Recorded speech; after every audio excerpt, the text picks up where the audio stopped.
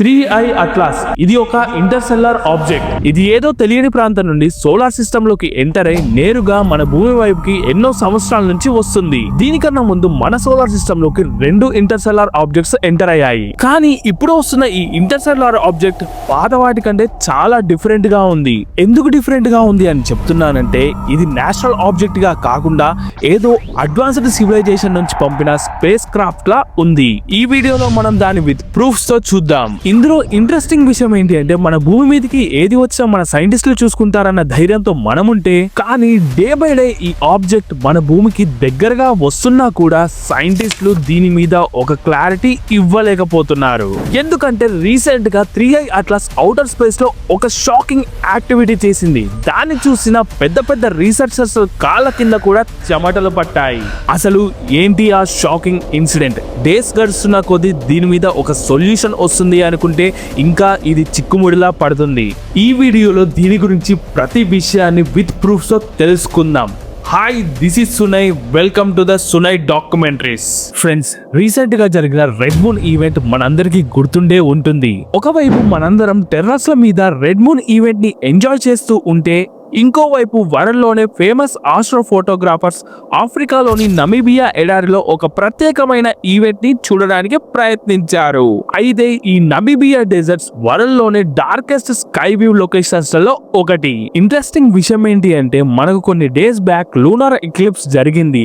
ఆ టైంలో earth shadow moon lighting ని అడ్డుకుంది. అప్పుడు నమీబియా డెజర్ట్ లో స్కై ఇంకా డార్కెస్ట్ గా మారిపోయింది. ఆ డార్క్ స్కై లో ఆస్ట్రో ఫోటోగ్రాఫర్స్ ఒక డిఫరెంట్ ఆబ్జెక్ట్ ని ఫోటో తీసే ప్రయత్నం చేశారు. ఎస్, మీరు గెస్ చేసింది కరెక్టే. ఆ ఆబ్జెక్టే 3i అట్లాస్. ఆ ఆస్ట్రో ఫోటోగ్రాఫర్స్ తీసిన ఫోటోని చూసి వరల్డ్ లో ఉన్న టాప్ రీసెర్చర్లు షాక్ లోకి వెళ్లిపోయారు. ఆ ఫోటో ఏదో కాదు, ఇదే. ఈ ఇమేజ్ లో గ్రీన్ లైట్ బ్రైట్ కలర్ లో గ్లో అవుతున్న 3i అట్లాస్ లేటెస్ట్ ఇమేజెస్ ని మీరు క్లియర్ గా చూడవచ్చు. ఇక్కడ క్వశ్చన్ ఏంటి అంటే, అసలు ఆ ఫోటోలో ఏముంది అంటూ శాస్త్రవేత్తలకు ఆ రోజు రాత్రి నిద్ర పట్టకుండా పోయింది.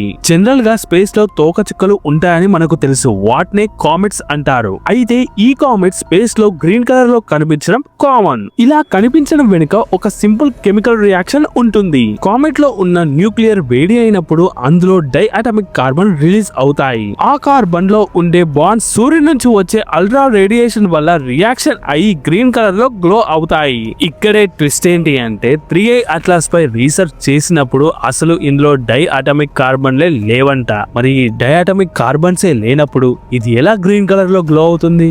అయితే రీసెర్చర్ల డౌట్ ఏంటి అంటే, ఒకవేళ ఈ ఆబ్జెక్టే గ్రీన్ కలర్ లో ఉంటే అది గ్రీన్ కలర్ ని ఎమిట్ చేస్తుంది అని చెప్పారు. అయితే ఇది భూమికి దగ్గరికి వస్తున్న కొద్దీ ఇందులో నుంచి కొన్ని షాకింగ్ విషయాలు బయటపడుతున్నాయి. అవేంటి అంటే, నెంబర్ 1, జనరల్ గా ఒక కామెట్ లో నీటి పరిమాణం ఎక్కువగా ఉండి కార్బన్ డైఆక్సైడ్ పరిమాణం తక్కువగా ఉంటుంది. కానీ దీంట్లో కార్బన్ డైఆక్సైడ్ పరిమాణం ఎక్కువగా ఉండి నీటి పరిమాణం తక్కువగా ఉంది. అండ్ ఇందులో మెటల్ కంటెంట్ కూడా ఎక్కువగా ఉంది అంట. ఆ మెటల్ పేరే నికెల్. మీరందరూ అనుకోవచ్చు, ఇలా ఎక్కువ తక్కువగా ఉంటే ఏమవుతుంది బ్రో అని. కానీ ఇదేమి చిన్న విషయం కాదు. ఎందుకంటే మెటల్ ఎక్కువగా ఉన్న కామెట్స్ లలో సప్లిమేషన్ ప్రాసెస్ అనేది ఎక్కువగా జరుగుతుంది. ఈ సప్లిమేషన్ ప్రాసెస్ కూడా సూర్యుడికి దగ్గరగా ఉన్నప్పుడే జరుగుతుంది. ఈ సప్లిమేషన్ ప్రాసెస్ అంటే అందులో ఉన్న మెటల్ సూర్యుడి వేడికి ఆవిరైపోవడం. కానీ ఈ సప్లిమేషన్ ప్రాసెస్ మార్స్ దగ్గర, జూపిటర్ దగ్గర కూడా ఈ 3i అట్లాస్ లో జరిగిందంట. జనరల్ గా ఈ మార్స్ అండ్ జూపిటర్ దగ్గర అంత వేడి అనేది ఉండదు. అండ్ ఇంపాసిబుల్ థింగ్ ఏంటి అంటే, మెటల్ కరిగే అంత వేడి అసలుకే ఉండదు. ఇది జరిగేదంతా చూస్తూ ఉంటే ప్రతి ఒక్కరికి ఇది నేచురల్ కామెటేనా అన్న డౌట్ వస్తుంది. ఎందుకంటే నేచురల్ కామెట్ లో ఇదంతా ఏమీ ఉండవు కాబట్టి. ఇదంతా చూస్తా ఉంటే రీసెర్చర్స్ ఇది ఒక ఆర్టిఫిషియల్ గా తయారు చేసిన స్పేస్ క్రాఫ్ట్ లా కనిపిస్తుంది అని చెబుతున్నారు. ఎందుకంటే ఆర్టిఫిషియల్ స్పేస్ క్రాఫ్ట్ లో దాని కలర్ ఎందులోకైనా చేసుకోవచ్చు. మనకు గ్రీన్ అంటే గ్రీన్, రెడ్ అంటే రెడ్ లో కూడా మనం చేంజ్ చేసుకోవచ్చు. జనరల్ గా మనం స్పేస్ క్రాఫ్ట్ ని స్పీడ్ అండ్ రొటేషన్ ని కంట్రోల్ చేయడానికి థ్రస్టర్స్ ని యూజ్ చేస్తాము.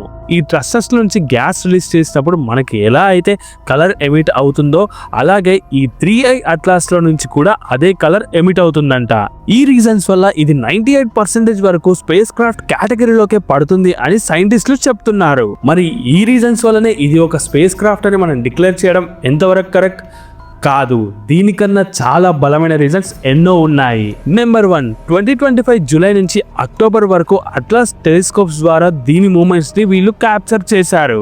దీంట్లో స్ట్రేంజ్ థింగ్ ఏంటి అంటే ఈ 4 months లో దీని స్పీడ్ అండ్ డైరెక్షన్ అట్లీస్ట్ 1% కూడా చేంజ్ కాలేదంట. కామన్ గా ఏ కామెట్ అయినా సూర్యునికి దగ్గరగా వెళ్తే అందులో ఉన్న పార్ట్స్ ఆవిరైపోతాయి, దీని వెయిట్ లో చేంజ్ వస్తుంది, అప్పుడు దాని స్పీడ్ పెరగవచ్చు లేకపోతే తగ్గవచ్చు.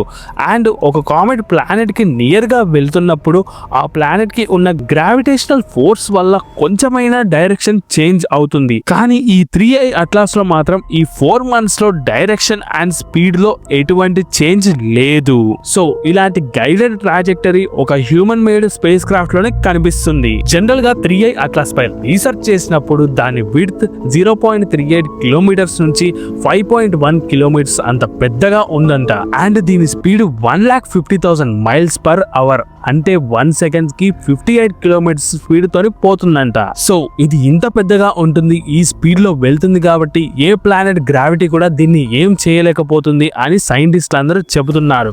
కానీ వాళ్ళ మాటలు కూడా ఒక దాని వల్ల తప్పైపోయాయి. 67P క్యూరిమో గ్యానసిమాంకో అనే ఒక కామెట్ సేమ్ ఇదే సైజ్ లో ఉంటుంది, కానీ దీని స్పీడ్ లో మాత్రం ఎవ్రీడే 100 కిలోమీటర్స్ చేంజ్ అయితే ఉంటుందంట.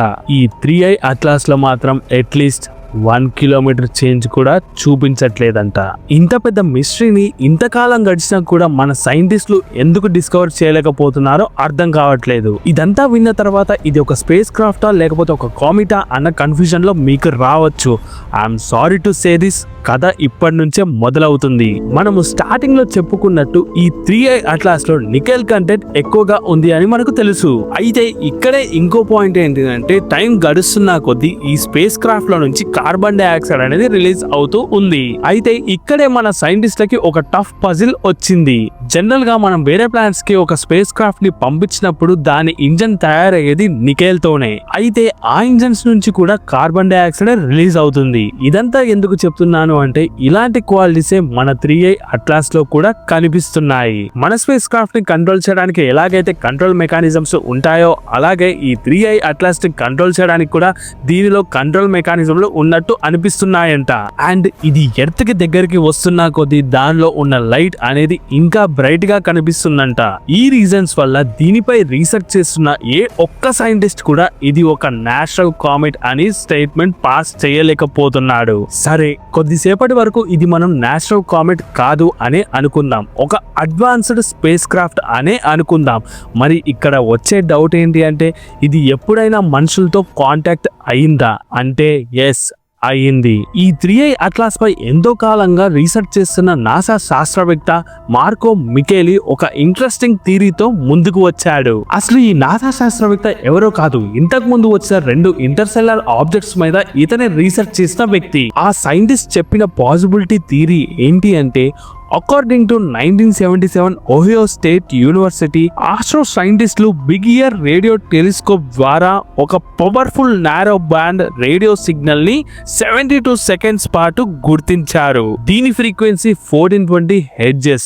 ఇలాంటి సిగ్నల్స్ నేచురల్ గా రావడం ఇంపాసిబుల్. ఈ narrow band signals advanced civilization place నుంచి అయినా అడ్వాన్స్డ్ సివిలైజేషన్ స్పేస్ క్రాఫ్ట్ నుంచి అయినా వస్తాయంట.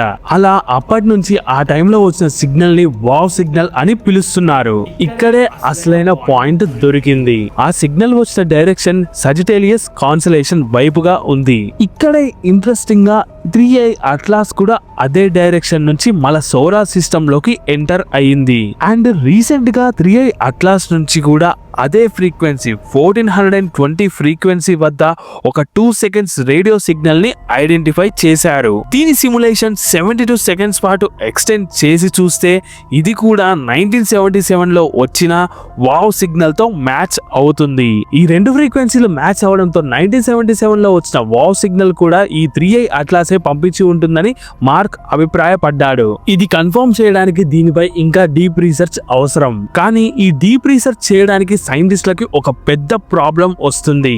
దీనిపై ఇంకా రీసెర్చ్ చేయడానికి ఇది ఎర్త్ కి సన్ కి మధ్యలో కాకుండా సన్ కి అవతల ఉంది.